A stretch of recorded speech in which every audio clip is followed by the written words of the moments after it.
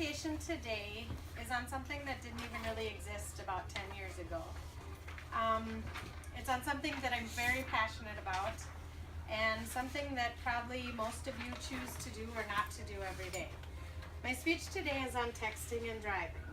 And to begin my speech, I'd like you to watch a small clip off of YouTube.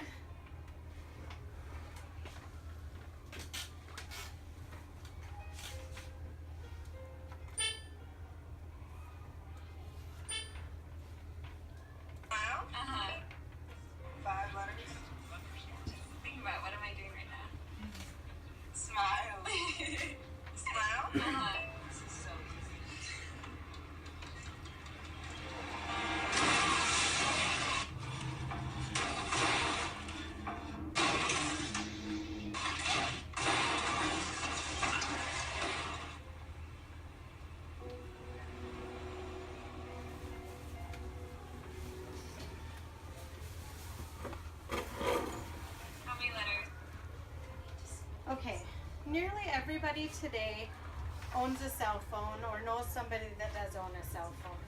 I'm sure most of you in here have your own cell phone, and I'm sure most of you have probably made the choice to text and drive or have thought about texting and driving. I own a cell phone, and unfortunately I have made the choice to text and drive before. I now choose not to. There's no text out there that is worth my life or one of you guys' life that needs to be sent right away. Nobody should text and drive. Today I'm going to tell you some mind-blowing statistic, which is the handout that you all have, some of the laws about texting and driving, and what you yourself can do to prevent texting and driving. Texting and driving is considered distracted driving. Distracted driving is defined by stoptext.rex.org as any activity that distracts the driver from their primary focus, which is driving the vehicle. Texting involves your visual, manual, and cognitive intent. So it is one of the worst kinds of distracted driving out there. FCC.gov states that at any given moment during the day in the United States, there are 660,000 drivers driving around while using a cell phone. Every year in the United States, there's 2.5 million people involved in a car accident. 1.6 million of these accidents involve the use of a cell phone, which means that every accident, 50% of every accident that occurs in the United States has cell phone use involved. According to icebike.org, 1 in 4 accidents is caused by texting and driving, which means 330,000 accidents a year are caused by texting and driving, which also means 78% of all distracted driving accidents are a result of texting and driving. When you read a text while you're driving, you're distracted for a minimum of 5 seconds. So to put this into perspective, if you're traveling 55 miles an hour, you've now traveled the length of a football field without your eyes on the road. Every accident takes approximately 3 seconds to occur, which means that every text you read has the potential to cause a car accident. Teens who drive are found to be driving in the wrong lane 10% of the entire time that they're driving, which means that they're 400 times more likely to have a car accident while they're texting and driving. And in fact, there's a study done at the University of Utah that said the reaction time of a teen who's texting and driving is the same as that of a 70-year-old adult who isn't. Every day in America, 11 teenagers die from texting and driving. With the eye-opening statistics out of the way, I'd like to now turn to the laws about texting and driving. There's no national ban in the United States on texting and driving. However, many states have adapted their own laws to deal with this issue. And North Dakota, according to textinganddrivingsafety.com, is one of these states. Texting and driving is illegal for everybody in 46 states and the District of Columbia. North Dakota is one of those states. 2 of the other states have bans for texting and driving for inexperienced drivers, and one of those states has a ban for texting by bus drivers. There's no state in the United States that bans all cell phone use, but there are 38 that ban all cell phone use for novice drivers, and 20 states ban all cell phone use for bus drivers.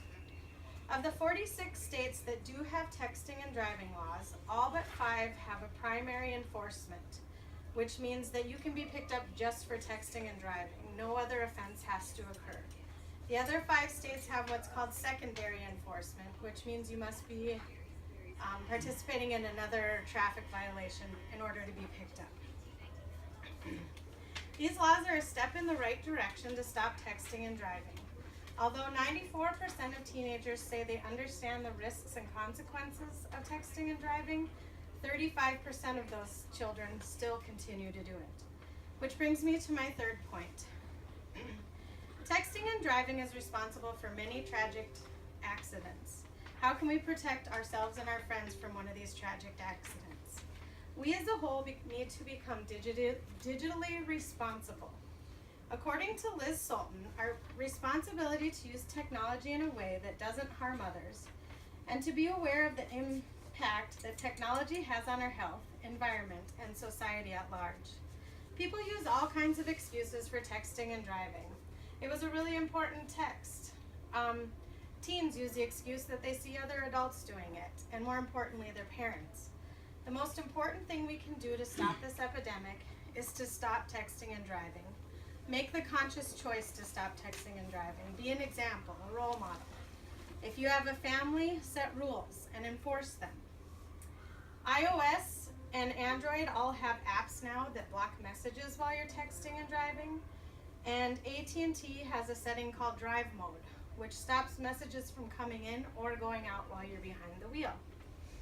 If you're a parent, there's a thing called Drive Cam, which you can actually see what's happening inside the car at all times, and it'll even send you updates.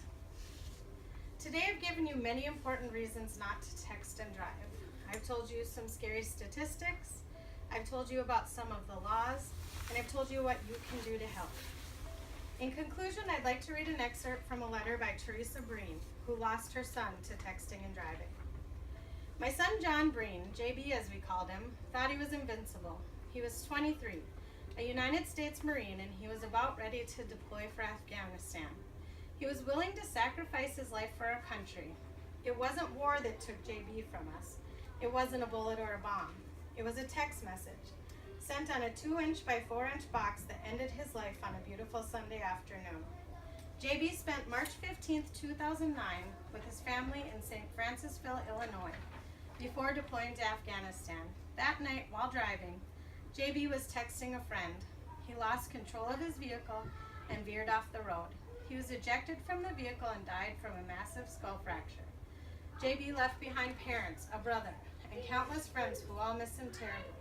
But what hurts the most, JB has a beautiful 2-year-old daughter, a little girl who will never fully understand what an amazing man her daddy was. What was JB's last text? Yeah.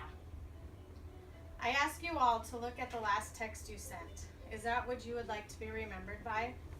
Is it worth your life or somebody else's? Please don't text and drive.